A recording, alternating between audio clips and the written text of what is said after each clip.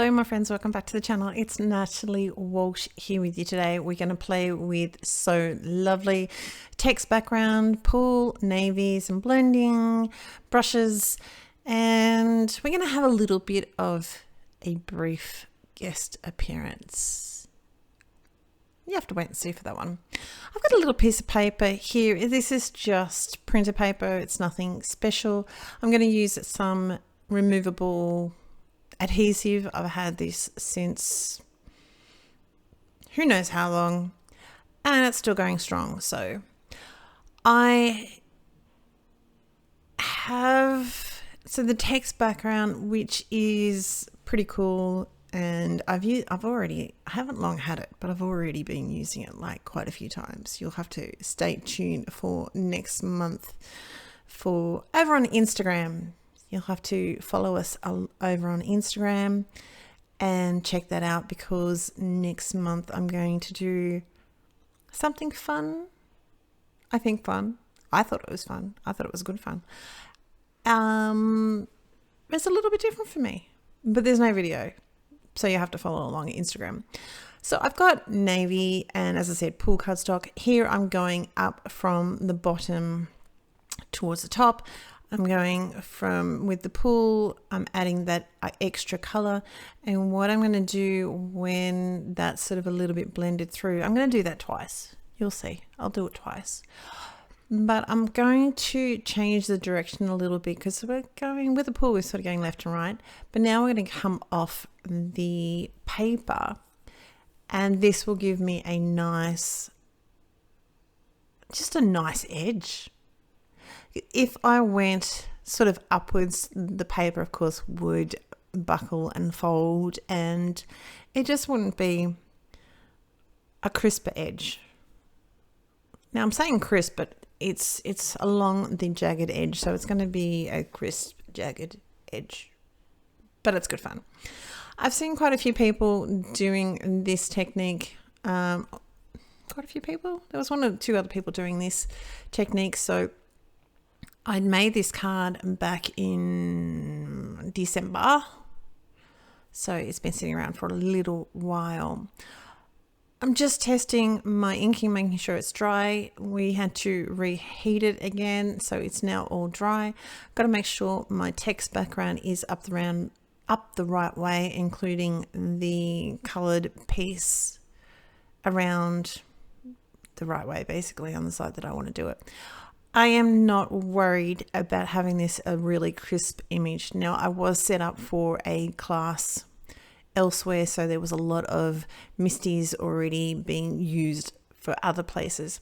If you look at this card in real life, you'll see it is a little bit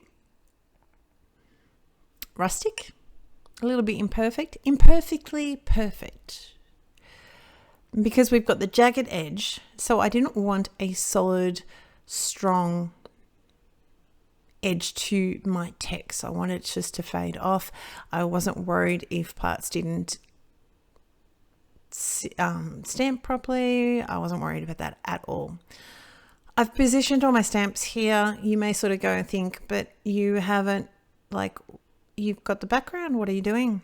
I am going to have fun and games, and I'm going to cut this baby all out. So I'm figuring out here which is going to be in my forefront, and because I'm all laid up, the two that are going to be in the forefront are going to be stamped first and picked up by the stamping tool first. I've got a little bit of masking paper. I'm going to do a fair bit of masking, really, nothing too crazy town, but a fair bit. You're going to see a little bit here, but trust me, I'm going to cut it out. We've got that all masked. We're going to come in with our dress, what's it called? Dress frame? I think it's called a dress frame. And a little cotton reel. And that's going to be leaning up against my little pin cushiony thing. But you may actually, it may look later on like it's leaning up against the sewing machine, which is all good, doesn't matter. I'm also going to mask these two images. I'm only going to the dress form, that's it. I'm only going to mask the bottom half of it because that's all I'm going to need. And I can keep these masks for something later on. It was just a little bit fiddly because we've got such a fine little stand sort of thing for the dress form that I needed to make sure it was all straight. My little sewing machine. Now we're going to do a little bit, we're going to call it a monochromatic, but with a pop of colour because we've got the colour down the side. But spoiler alert, I'm going to colour these images by themselves and then cut them out. Now I am not worried when I've masked images, masked, words are hard. The images, I've not worried about the thread on the sewing machine and that sort of stuff. I'm just coming in and making sure my lines are nice and crisp.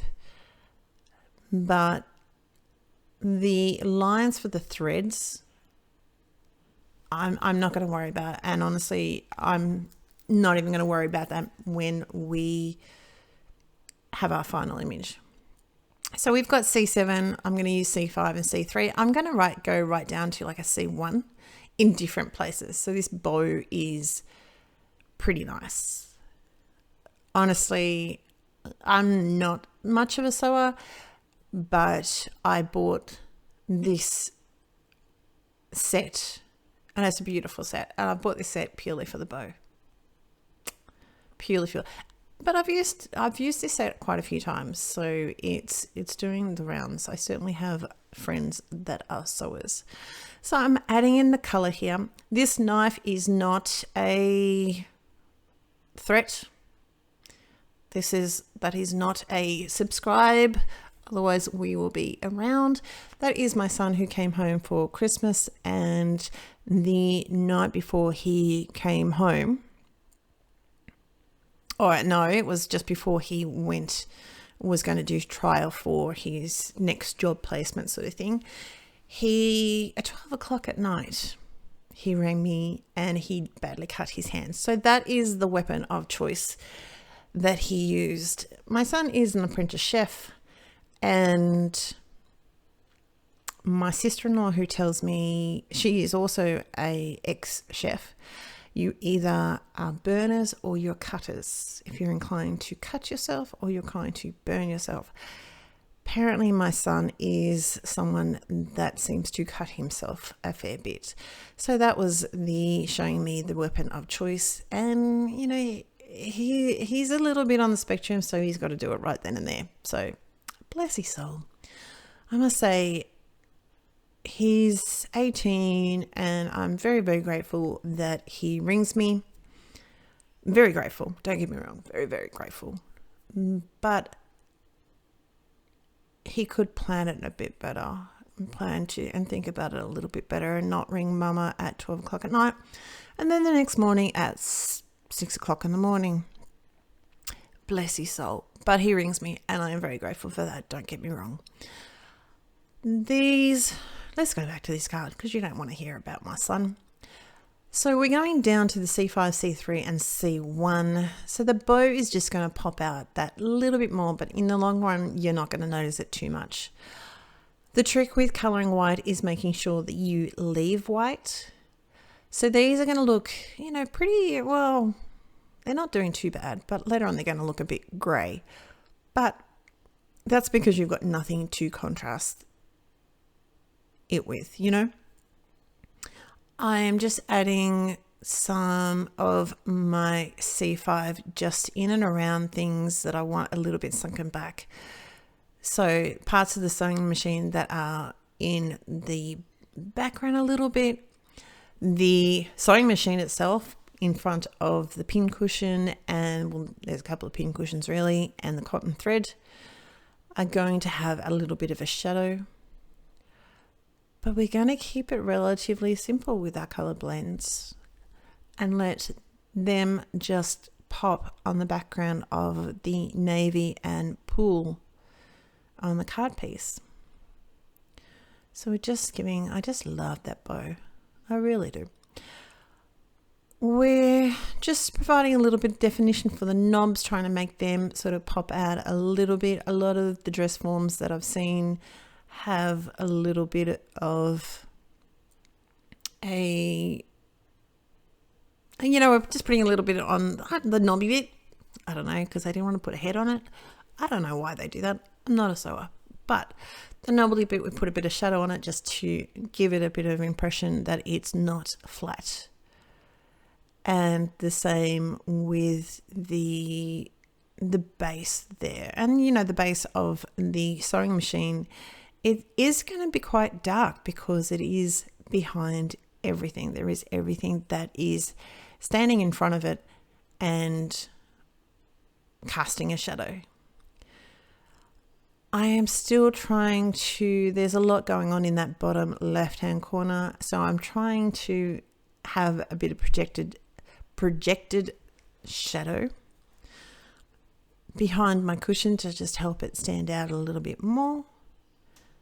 Finish off with a little pin cushion.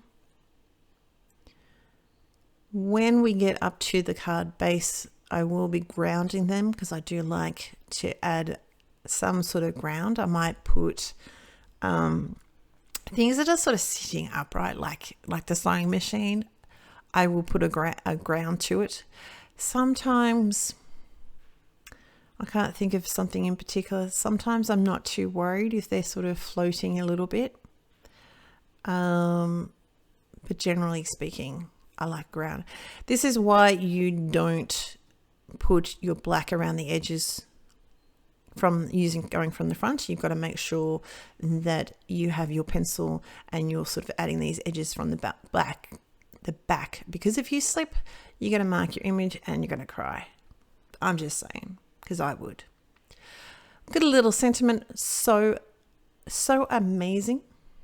SEW. I'm going to stick my head in there just to make sure it's all nice and straight, especially when I stamp it. You're going to have to excuse my mat. For some reason, I'm totally oblivious to the whole fact that it's crooked. But it doesn't matter. My head's going to get in the way, as I said, because I want to make sure it's straight. All my tools are sort of packed away for the card class that I was about to teach. And so we've got some foam just all in the back of it, just all over the back of it, just to give it a lift. This is we're nearly done. The last thing we're really pretty much just going to do is add it to our card base. So this is our grounding. It looks a lot darker. Once it looks a lot darker now. Later on it will settle down a little bit. In real life it's not quite that dark. Got some foam on the back. The last thing we're going to do is put a bit of clear crystals. If you have watched me at all before, you will know that these are a favorite. They're just they have the embellishment, but they're not too hello, look at me. So I love them. That's the card for today. I hope you are well. I hope you are happy. Take care. If you like this video, hit the like and subscribe. We'll be very honored to have you. I'll talk soon. Bye.